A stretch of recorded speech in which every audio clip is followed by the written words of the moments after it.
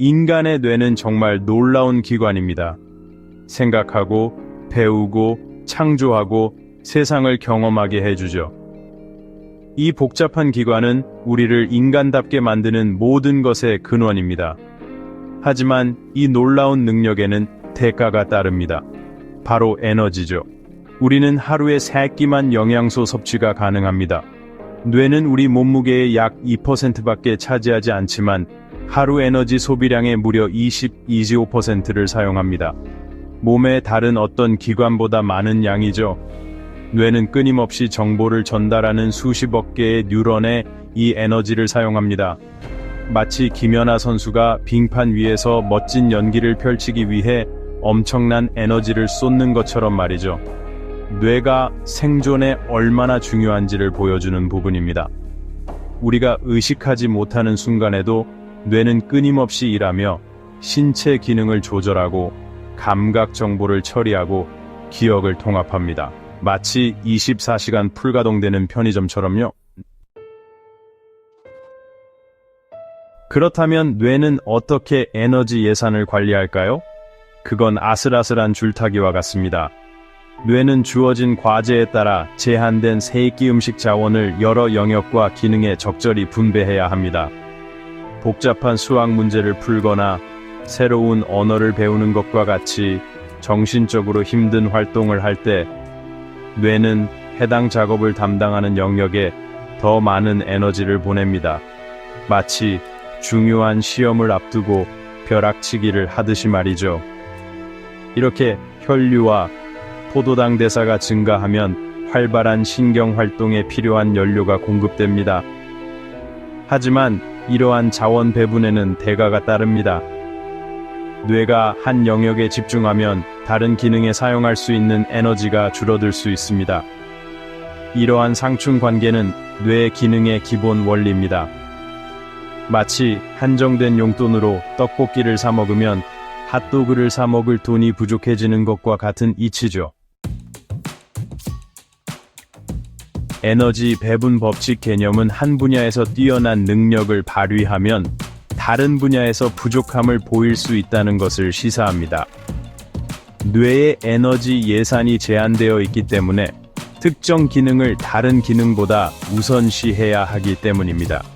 이러한 상충 관계는 많은 유명한 천재들의 삶에서 분명하게 드러납니다. 그들은 각자의 분야에서 놀라운 업적을 달성했지만 삶의 다른 측면에서는 어려움을 겪는 경우가 많았습니다. 마치 바둑 천재 이세돌 구단이 바둑에서는 뛰어나지만 다른 분야에서는 평범한 사람처럼 말이죠. 이는 한 분야에서 뛰어난 능력이 다른 인지 기능을 희생한 대가일 수 있음을 시사합니다.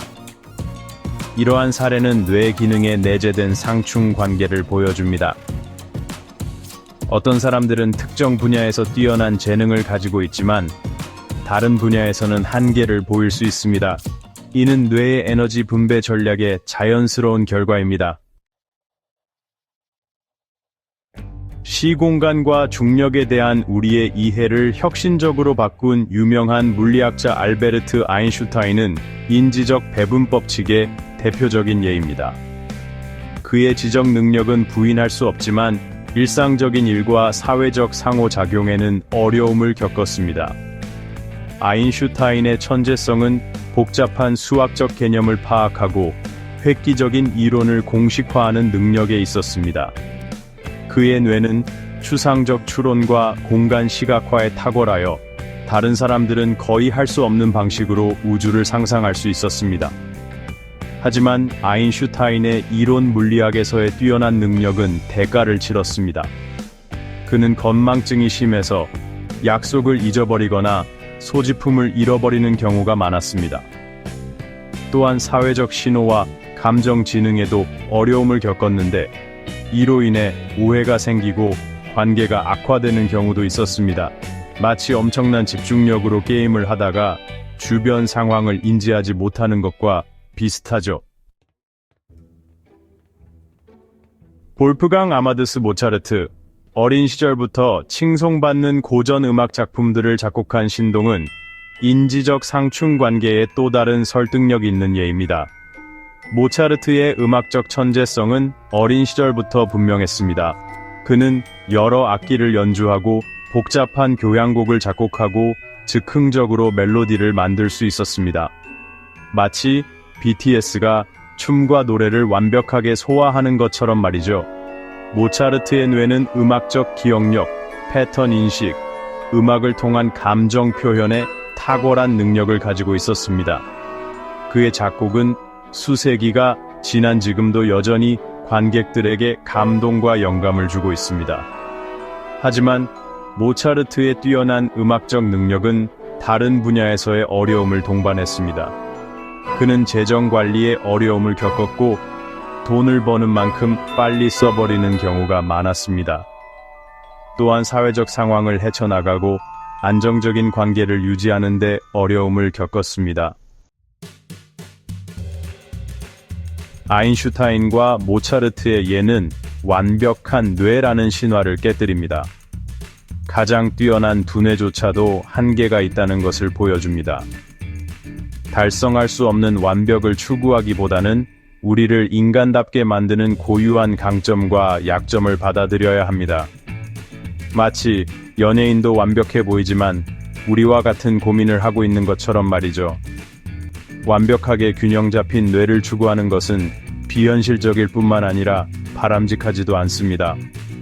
우리의 개인적인 차이와 인지적 상충 관계는 우리를 독특하게 만들고 인간 사고와 창의성의 다양성에 기여하는 요소입니다.